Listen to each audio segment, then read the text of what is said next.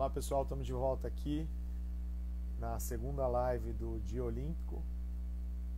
Então, aqui o Instagram está me dando a informação que as pessoas estão sendo avisadas.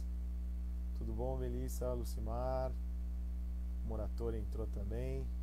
Sejam muito bem-vindos à segunda live do nosso Dia Olímpico, da Semana Olímpica, que se inicia hoje e vai até a próxima terça-feira com diversas entrevistas com personalidades do nosso esporte. Você que está nos assistindo, é uma honra que você está nos dando. E agora eu estou vendo o Moratório se mexendo. Olha só, agora deu certo. Legal. Esse nosso Dia Olímpico, ele iniciou-se na minha live anterior com o Rogério Sampaio, né, diretor-geral do Comitê Olímpico Brasileiro, que esteve na Olimpíada de 92. Esse número te diz alguma coisa, Moura? Opa, e você sabe que a gente ficava muito junto com ele, né? É mesmo? A gente fica, porque na realidade eu vou dizer uma coisa, o Rogério Sampaio é engraçado, porque todo mundo, a Globo, ficava todo mundo atrás do outro atleta do judô, que era, acho que, Tranquilini, acho que era de Brasília, porque o Rogério Sampaio não tinha, assim, não imaginavam que ele ia ter uma performance tão excelente. Então foi muito engraçado que quando ele ganhou a medalha de ouro, eu não sei se ele lembra disso, mas a primeira turma que ele veio compartilhar a medalha de ouro foi com o pessoal do handball. Uau, olha isso. É, foi Cara, bem foi legal. fantástico. Deixa eu te apresentar para quem duvido, né? Mas pode ser que essa live vai ficar salva no nosso IGTV. Então, as pessoas que não conhecem, esse é Paulo Rogério Moratório, canhoto, meu amigo, uma pessoa que eu tenho muito apreço desde jovem, sempre foi uma inspiração no handball. E hoje, presidente da nossa Federação Paulista de Handball, liderando um movimento de renovação na modalidade, um movimento de renovação nacional na modalidade, né? E é uma grande honra abrir o nosso Dia Olímpico com o Rogério, com você, com o pessoal que esteve nessa Olimpíada de 92, para falar de esportes. Mas também vamos lembrar que essa semana inteira nós vamos ter mais gente do handball, nós vamos estar falando muito de esporte olímpico. E eu quero agradecer, Moratório, pela tua generosidade, a tua gentileza, costumeira gentileza, né, em estar atendendo nós do Centro Olímpico aí para a gente conversar sobre algumas coisas do nosso esporte. Moratório é bom de papo, né? Moratório é aquele cara que se você é do handball e ainda não tomou um café com o Moratório, você está perdendo uma grande oportunidade, não só de aprendizado, como de ouvir histórias clássicas do handball. Então, Que é isso, Reinaldo. Obrigado, primeiramente, obrigado aí pelo convite. Meu, é um prazer estar aqui com você, falando sobre esporte. Parabenizar você, né, pela a sua recém-nomeação aí no Centro Olímpico. Parabéns, acho que colocar a pessoa certa no lugar certo. Então, eu fico muito feliz de você estar à frente aí, de você estar tocando mais esse desafio aí. Eu acho que você é uma pessoa que é muito importante para o esporte e eu fico feliz, né? Porque você já jogou handball e sempre a gente ter pessoas, né, que ocupam cargos assim importantes como você está ocupando e sendo do handball, sempre é excelente para a nossa modalidade, né? Eu tenho certeza que você vai olhar para todos os esportes da mesma forma, né? Mas sempre vai ter um carinhozinho a mais para o handball.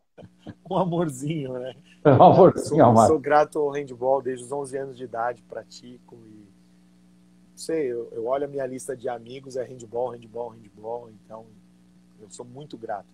Hoje, o fato de estar aqui, de estar à frente do esporte de alto rendimento da cidade e do Centro Olímpico, se deve ao fato de uma gestão do handball Mogi, de ter ido, aprendido, tudo que eu aprendi de gestão de esporte foi no handball. Na verdade, foi errando, né? Muito mais errando do que acertando, mas sempre essa busca, né? E esse movimento que nós estamos juntos aí para tentar transformar o handball nacional. Tentar trazer, primeira coisa, eu estava falando com o Rogério agora, questão da gestão, da estratégia e da transparência, né? Então, o handball que tanto tem sofrido em cima disso. Nós estamos aí, gente do Brasil inteiro, de todos os estados do Sudeste, estados do Sul, Centro-Oeste, Norte, Nordeste. O Moratório é um dos líderes desse movimento, você que está assistindo essa live. Mas vamos falar um pouco da visão da big picture, Moura. Tirando o Covid, vou te fazer a mesma pergunta que eu fiz para o Rogério. Tirando o Covid, como é que você estava enxergando o esporte brasileiro, né? O esporte brasileiro entre Rio e Tóquio? Entre Rio 2016 e a Olimpíada de Tóquio, que foi postergada, não foi cancelada, graças a Deus, mas foi adiada. O que você enxergou que aconteceu no esporte brasileiro entre Rio e Tóquio? Então, vamos lá. É normal, né, que depois de um mega evento que se tem num país, né, onde vários recursos financeiros foram colocados, a gente já esperava, né, que a gente ia ter um vácuo aí entre uma Olimpíada e outra, né? Eu tive a felicidade de ter sido contratado pelo Rio 2016, né? E eu fui uma das pessoas, né, que trabalhou dentro do handball, né? Eu era Field of Play Supervisor, respondi aí para outras pessoas, mas eu tive a felicidade de estar lá e conhecer e ver tudo o que aconteceu, né? Então é assim, se a gente for falar do Rio 2016, eu vou dizer assim, foi maravilhoso. Apesar de a gente sabe que tem outras coisas aí, mas eu não vou entrar nesse detalhe, mas com relação à organização de evento e evento, a Olimpíada do Rio 2016 foi espetacular, espetacular. Eu vou te dizer, a surpresa foi quando acabou o evento, né? E nós recebemos, eu lembro que eu li na Folha, no Estado, São Paulo, que o handball teve o segundo maior público da Olimpíada. Isso aí, para mim, quando eu olhei aquilo, eu falei, como o handball tem espaço, né? Como a gente é carente, como o handball tem espaço no Brasil, né? Então, é assim, eu vou falar, né, Reinaldo, eu vou falar mais sobre o handball, né? Vou falar mais sobre o handball. Focar mais no handball. Eu vi assim, com relação aos resultados da Olimpíada 2016, a gente esperava mais do feminino e não esperava tanto do masculino. Então foi uma surpresa no masculino e no feminino a gente esperava mais. Mas uma Olimpíada, a gente sempre sabe que é difícil, né? Porque para o Brasil, você vai pegar os top jogando um campeonato. Mas, vamos dizer assim, com relação à preparação, com relação a tudo que aconteceu, acho que foi legal. Aí, o que acontece? Aí eu vou falar, o caminho até Tóquio, aí que a gente começou a ter uma série de problemas de caráter organizacional e de caráter de recursos e tudo mais. Felizmente, né, o handball é um esporte olímpico, é óbvio, nós temos aí o COB por trás, que a gente sabe o que acontece, que eu estou sentindo, que agora eu estou entrando mais em detalhe nessas questões, é que é sempre assim, quando está próximo da Olimpíada, que o COB está por trás e ele disponibiliza recursos para o handball vai bem. Agora, quando tem aquele vácuo que está entre o término de uma Olimpíada e o início, né, de um novo ciclo olímpico, ali nós temos um gap que falta recursos para o esporte do Brasil, estou falando de seleções. Então isso é normal, sempre foi assim, e é uma coisa que nós temos que quebrar. E a gente tem que quebrar com o quê? Com planejamento e organização. É isso que eu vejo que falta a gente ter um planejamento tanto a médio ou a longo prazo para que essas lacunas, né, elas sejam realmente preenchidas e que tenha um planejamento para a gente ter recursos para sempre. Porque senão fica aquele alto e baixo, alto e baixo, alto e baixo e não uma continuidade. Então, agora, olhando de uma maneira mais macro do esporte, a gente sentiu que, assim, infelizmente, né, o esporte no Brasil, ele depende muito de recursos públicos, que é normal, né? E aí o que acontece? Nós tivemos uma série, né, de indefinições políticas, o Brasil passou por um momento conturbado, né? Se você for ver de 2016 até agora, quando a gente imaginava, né, que na realidade com a entrada do último presidente, íamos ter uma estabilidade, começou também de novo ter uma série de estabilidades políticas, né? E isso tem reflexo no esporte. Tem reflexo no esporte. Você sabe muito bem, você está aí junto com a prefeitura, você sabe como é que funciona isso.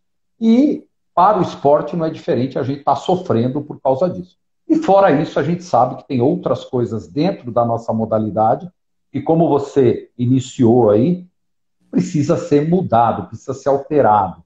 E a gente, como movimento, a gente está trabalhando para tentar fazer algo diferente. Eu acho que respondi mais ou menos aí a tua questão, Reinaldo. Sim, sim, vamos aqui, vamos esticar isso aí. Vamos. Tem muita coisa para falar, né, nessa questão olímpica, né? Nessa questão de gestão.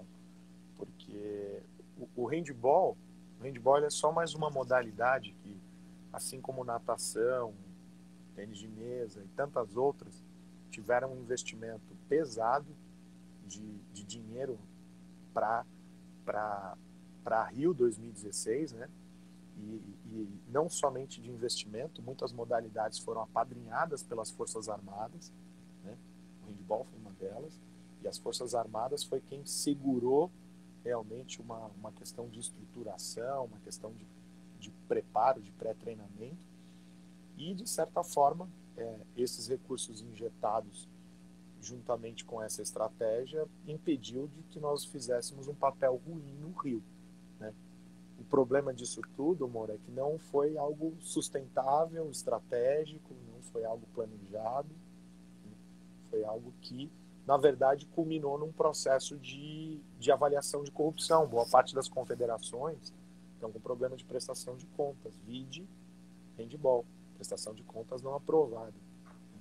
E isso é muito, muito sério. Mas para que a gente tente abrir o nosso olhar, como Federação Paulista de Handball, e até como ex-atleta de seleção brasileira, enfim, e como gestor de Olimpíada, como que foi esse impacto vamos trazer o Covid para a conversa agora, como é que foi o impacto do Covid nas operações da federação e como é que vai ser o pós-Covid, né? O que Então, mais sentiu e como que vai ser depois? então vamos lá, nós estamos passando por uma crise financeira no esporte, na Federação Paulista, sem igual. Nunca aconteceu o que está acontecendo na Federação Paulista. Para quem está assistindo a gente, tem que entender que o esporte, na realidade, ele é muito financiado por prefeituras, aí eu estou falando mais aí da Federação Paulista, né, dos filiados, são prefeituras ou são clubes, né? Ou algumas outras situações que são pais apaixonados e também criam times, como é o Hércules, o Zusa faz isso, como é o MESC, que faz um trabalho excelente, mas o que acontece? Essa crise do Covid, que fez, na realidade, todos os setores financeiros, e aí a gente vai falar, quase todos, né, sofrerem, o esporte não foi diferente. E o que aconteceu, na realidade? O que está acontecendo, né? Pra você ter uma ideia, a Receita, a federação é uma entidade sem fins lucrativos, ou seja, tudo aquilo que ela arrecada, ela na realidade investe nos eventos e na organização de eventos e na divulgação e tudo mais. E o que acontece? Pura e simplesmente nós, a partir de fevereiro ou março, deixamos de ter receita. Zero. Muito, assim, vamos supor, tivemos de 5% do que a gente arrecada. Então, o que aconteceu? É uma situação extremamente crítica, que a gente começou a tomar algumas ações, e aí é o que eu falo, e você, que a experiência, né, isso é que é muito importante, a experiência de um empresário que eu sou, quando você leva para o esporte, né, eu já comecei a tomar ações de curto, médio e longo prazo, mas ações imediatas, porque senão, o que ia acontecer? Você ia começar a ter um tamanho de um buraco de custos, né, e de falta de receita que não sei aonde ia dar. Então, a gente já começou a tomar ações imediatas. Infelizmente e felizmente, nós tivemos reduções de pessoal, tivemos que fazer. Já era algo que era previsto por uma questão pessoal da pessoa que estava lá, mas quando a gente soube, a gente já avançou e fez, cortamos uma série de despesas que nós tínhamos, reduzimos ao máximo, Reinaldo, ao máximo que a gente podia, e começamos a se reinventar. Começamos a se reinventar no sentido do quê? Pô, não vamos ter aquela receita, o que nós vamos fazer? Vamos ter que ir atrás de outra. E criamos um negócio que eu acho que foi...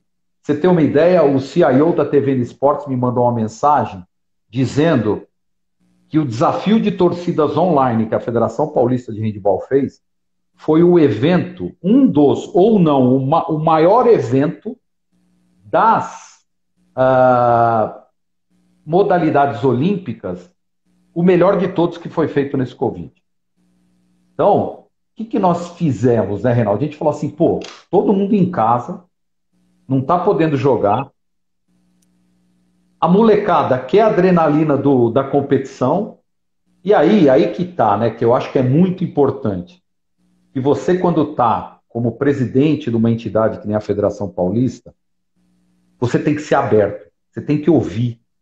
Se vier sugestões de outras pessoas, não seja egocêntrico e fale só as suas são boas. E aí eu vou te falar o que aconteceu. Um professor do MESC, não é um professor, na realidade é um pai de uma atleta do MESC, chegou e falou, pô, por que vocês não fazem o desafio de torcidas? Aí eu e o Diego, né, que a gente está muito junto nesse processo, falou, não, mas peraí, vamos fazer esse negócio, mas vamos fazer esse negócio legal. Aí, para você ter uma ideia, Reinaldo, a gente chegou a fazer reunião técnica, sorteio online das tabelas como se fosse uma Champions League. Eu acompanhei. Fizemos. O Centro Olímpico, o que o Centro Olímpico fez, foi espetacular. A menina do Centro Olímpico, eu peço desculpa, eu sou ruim de nome, tá? Mas teve uma menina, a Bruna, ela fez até que a música dela a gente tá aí viralizando. Fez uma música para chamar as pessoas para votar. Então, só para você ter uma ideia. A gente ficou muito doído de perder. Até o secretário de esportes. Foi por até pouco. O gabinete do secretário de esportes se envolveu. Você não está entendendo. Nós entramos pesado. Parabéns assim, para a vitória do nosso adversário de São Caetano. Não, foi uma disputa. Não, São Caetano estava espetáculo. São Caetano chegou a 10 mil votos. Aquela partida que vocês perderam foi 10 mil a não sei quanto. Foi 10 a 9. Foi 9 mil a 9 mil, não sei quanto. Foi 9 mil. Perdemos por 500 votos na casa do 9 mil. Só para você ter uma ideia, aí que eu falo que o que o esporte, o que as modalidades precisam é criar um produto. Você vê, nós fizemos em 5 dias de evento, no terceiro dia, nós conseguimos um patrocínio do cartão Mais da Credit System de um valor, eu vou te dizer uma coisa. Aí você fala assim, um desafio de torcidas, uma brincadeira, se transformou num produto. Esse produto todo mundo olhou, que é óbvio. Sabe quantos novos seguidores nós tivemos em 4 dias? 10 mil. Uau.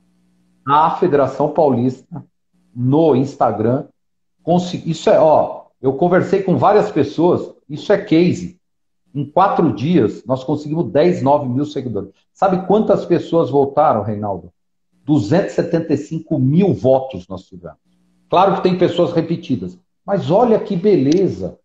E sabe o que é mais interessante? A molecada ficou empolgada, deu uma adrenalina, movimentou o handebol paulista.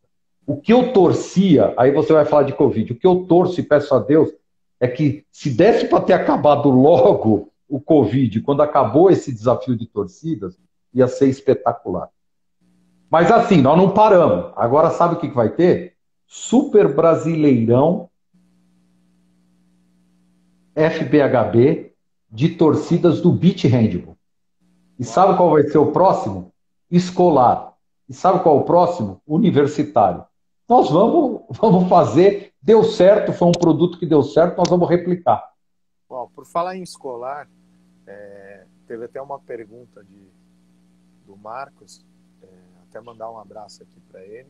Ele fez uma pergunta bem relevante aqui na live, na questão da Federação Paulista e o desporto escolar. O que você enxerga na relação da Federação Paulista e do fomento aí do... Então, o nosso objetivo com esse desafio de torcidas escolar de handebol, né? O nosso objetivo é aproximar mais a federação do desporto escolar. A partir daí, o que nós vamos começar? Nós vamos começar a fazer alguns campeonatos escolares, porque a gente entende que, vou pegar meu exemplo, eu comecei a jogar na escola. Possivelmente, Reinaldo, você também começou na escola. Então é assim, quantas escolas e quantos garotos que às vezes vão para uma peneira de um Corinthians e de um Pinheiros e não tem a oportunidade de entrar nessas equipes e gostaria de estar jogando federação, para ter todo esse, né, essa pompa, que é diferente, né? Você lembra? Eu lembro até hoje, ô Reinaldo, quando eu fui federado, você lembra como é que era? Você chegava na escola e falava, meu, sou federado. Meu, é um gostinho. Mas assim, o que a gente entende? Não precisa a pessoa ser federada, né? Mas o que eu entendo é assim, se você souber que as escolas poderão estar jogando na federação, é legal a gente promover um campeonato desse. E essa é a nossa ideia. Era para ter acontecido esse ano, mas infelizmente por causa do Covid, nós não conseguimos fazer e dificilmente nós vamos conseguir fazer esse ano. Mas a nossa ideia é sim, é trazer uma aproximação mais da federação com a escola e a gente criar um campeonato escolar aí promovido e organizado pela Federação Paulista. Uau, muito bom saber disso. Conta com a gente aí no Centro Olímpico, né? E pegando essa ponte da escola, né, você sabe muito bem que uma das minhas bandeiras no esporte é o esporte universitário, né? Nós temos tentado até dentro da Secretaria de Esportes, hoje nós temos um grupo de trabalho que ele foi paralisado provisoriamente por conta, obviamente, do Covid, mas nós temos mais de 70 atléticas, mais de 70 entidades envolvidas num grupo de trabalho para repensar políticas públicas para o esporte universitário e por entender que, até comentei isso também com o Rogério, me repetindo aqui, que um dos pilares, na verdade, o pilar mais forte dos países que são grandes medalhistas olímpicos é o esporte universitário, o esporte na universidade. Então, se você pegar o grande exemplo do bicho-papão de medalhas, que é os Estados Unidos, o fomento do esporte, o desenvolvimento do esporte americano, ele ocorre grandemente dentro das universidades. O que você enxerga aí como gestor? Tipo, agora um pouco outside de handebol, de Federação Paulista. Como que você enxerga que a gente poderia traçar um caminho e aí o que o handebol, a federação pretende nesse sentido de aproximação com o esporte universitário? Porque nós temos visto aí, historicamente as entidades não cumprindo bem o seu papel de representação do esporte universitário. Hoje São Paulo, que já foi um grande ícone de desenvolvimento. Você lembra? Você jogou FUC ali do lado do Center Norte, né? Todos os atletas de São Paulo, todo mundo se reunia ali. Era uma grande festa, uma grande celebração do esporte universitário. Você saía da tua quadra de handebol, você ia assistir o futsal na quadra do lado, depois você ia assistir um judô e todo mundo ficava por ali. E isso não existe mais. Como que você vê como federação? O que a gente poderia fazer, Moura? Então, da mesma maneira que o escolar, eu entendo que é uma ponta, né, desse ciclo, né, de um atleta, o universitário eu entendo que é uma outra ponta também. Porque o que acontece? Você sabe que a maior evasão que existe de atletas é quando eles saem da escola e vão para a universidade. E aí o que acontece? Aquele que leva como um esporte de alto rendimento e é profissional mesmo, ele continua. Mas quantos que são excelentes atletas que por causa da universidade eles param? E aí o que acontece? É muito importante o esporte universitário ele ser algo organizado e estruturado para que esta lacuna não fique, não perca, né? E o que acontece hoje? A grande questão é, quanto mais você tiver as pessoas jogando handebol ou qualquer outro esporte, mesmo quando elas estiverem na universidade, no Brasil vai ser o quê? Mais material humano, mais pessoas que podem estar contribuindo depois para o esporte de alto rendimento. Então, o que eu entendo é que nós temos que organizar novamente o esporte universitário no sentido, você lembra os jubes como é que eram? Pô, como é que era o Jubes? Era um campeonato espetacular. E aí você tinha o quê? Todos os estados envolvidos, que acho que isso que falta hoje um pouco. Hoje é assim, por mais que existem déficits, existem problemas de planejamento do esporte, de uma maneira geral, né, da confederação, eu estou falando aí do handebol, mas tem que existir outras entidades ajudando nisso. E quando você olha o escolar e o universitário, para mim, eles são pilares do esporte de alto rendimento, eles são pilares. E se a gente existe entre universidade, federação, confederação, escolas, existe aí um consenso, existe uma organização que a gente possa promover mais. E assim, eu não tenho nada contra, pelo amor de Deus, as ligas, essas pessoas que fazem. Só que nós temos que lembrar o seguinte: é diferente o posicionamento de uma federação de uma liga. Nós estamos ali realmente para o quê? Democratizar o esporte. Nós estamos ali para fazer com que mais pessoas joguem, independentemente, e o que é importante? É você reduzir o custo para que todos possam participar. Isso que para mim é democratizar o esporte. Então, eu entendo que se a gente conseguisse, de alguma forma, voltar a unir o esporte universitário como era tempos atrás, e você realmente ter um campeonato onde todas as federações estejam juntos com as universidades e organizando isso de uma forma estruturada, pô, seria excelente. Seria maravilhoso. O tanto é que você vê, né? Você falou, quantas equipes, meus filhos jogam no universitário, quantas equipes de handebol tem?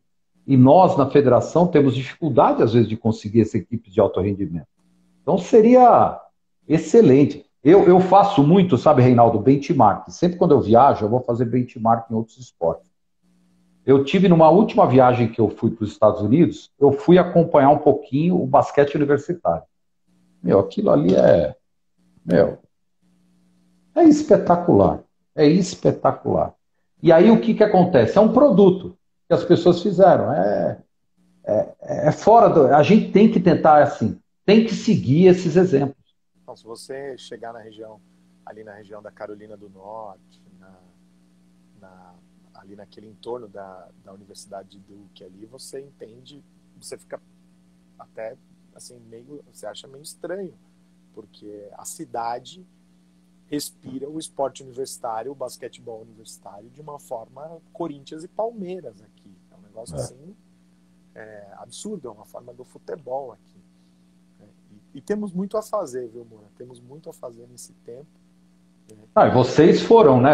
Eu participei da reunião que vocês fizeram, Reinaldo, que você me convidou, e o Checha também estava lá, e eu achei um pontapé muito interessante. Foi ali muito legal. Foi ali que começou. Inclusive aprovamos ali, né, o prefeito Bruno Covas, inclusive ele teve um gesto assim que realmente me impactou bastante, porque o prefeito naquele momento, naquela semana, ele estava convalescente, se recuperando, e o decreto de lei chegou até a mão dele, e quando ele foi instruído, explicado do que era, o que não era, o relato que chegou até nós é que ele se empolgou com aquilo, sabe, de não, vamos tocar, vamos fazer, e até o último instante havia uma possibilidade, uma sinalização da parte dele de participar do evento, porque ele queria estar envolvido com isso, por também, eu acho que todo mundo que busca um mínimo de esclarecimento entende a importância do esporte universitário, né? Da reorganização dele. O que me entristece, Moura, é que assim como na nossa confederação, foi sucateado e foi mal utilizado, e foi utilizado a estrutura, as entidades foram utilizadas para uns fins que não foram tão republicanos assim, não foram. Aí nos trouxeram a esse cenário, aspas, de caos, né?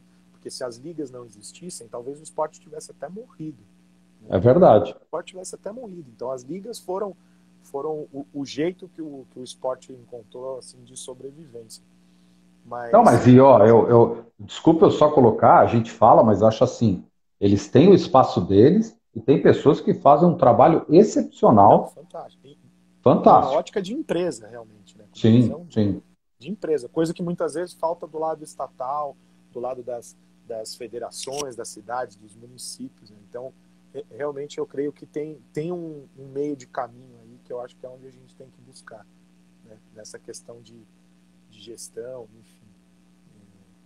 Mas vamos avançar aqui no nosso papo. Vamos lá. Vamos falar um pouquinho da tua carreira olímpica. Me fala qual foi a tua, não só olímpico, mas qual foi a maior vitória, né, tua, na modalidade, né, na tua vida. O maior momento, eu imagino que foi disputar uma Olimpíada. Sim. Mas a maior vitória, assim, aquele título, aquela medalha, ou até mesmo aquele jogo que você ganhou e você falou, uau, isso eu vou lembrar pro resto da vida. Eu acho assim, às vezes não é o mais, vamos lá, com mais glamour, né? Mas assim, teve um campeonato, engraçado, teve um campeonato brasileiro juvenil que foi em Brasília, foi espetacular. Que foi uma fase da minha vida, que todas essas lives eu tô falando, né? Teve uma fase da minha vida que eu era gordinho pra caramba, né? E o Checha que me fez emagrecer. E acho que esse campeonato que a gente foi, acho que foi bem na fase que eu mudei meu biotipo, né, e meu físico, e eu estava arrebentando. E aí o que aconteceu? Nós tínhamos uma equipe do Pinheiros que não era a favorita nesse campeonato brasileiro juvenil lá em Brasília, e nós fomos evoluindo dentro da competição, e assim, que é engraçado, né? Eu acho que isso é tudo como sabe quando uma equipe tem sinergia e todos se... Você já deve ter passado por isso. Então, quando você tem uma sinergia de todos e não existe egos e não existe disputas, e na realidade todo mundo está para um bem comum, que é realmente fazer o melhor dentro de quadra, você sente, né, algo diferente. E naquele momento, naquela fase, eu acho que aquele campeonato brasileiro teve um sentido, porque foi assim, não foi a primeira vez que eu tinha sido campeão, mas num campeonato brasileiro, se não me engano, foi. E com aquela coisa de jogar fora, sabe?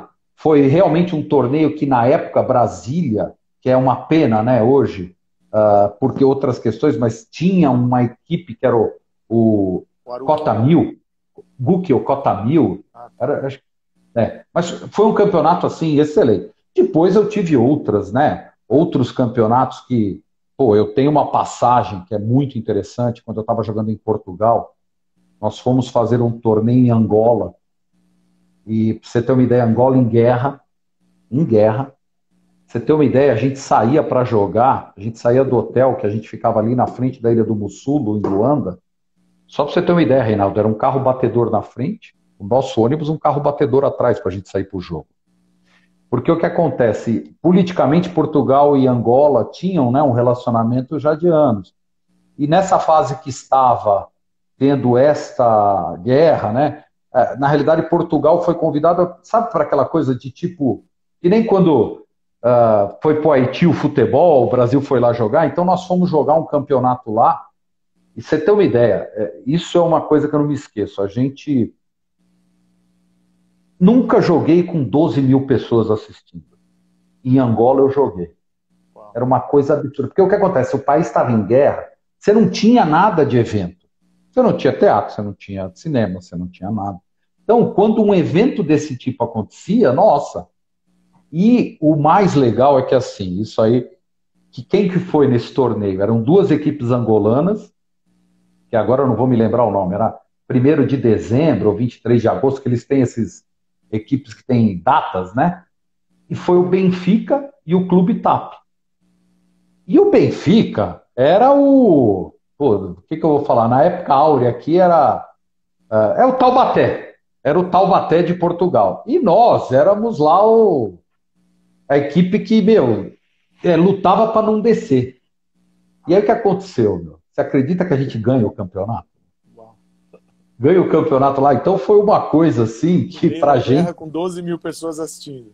Nós ganhamos o campeonato, ganhamos a final do Benfica e foi espetacular. Foi espetacular. Isso foi uma outra marca, né? Dentro de campeonatos aí, que foi muito interessante pela situação, pelo momento, né? De você estar passando em lugar e tá cara sendo explodido por mina. Não, a gente chegou, Reinaldo, só para você ter uma ideia, o nosso avião... Ah, não, isso foi um outro campeonato que a gente foi. o nosso avião sobrevoava o aeroporto, era só avião caído. Nossa.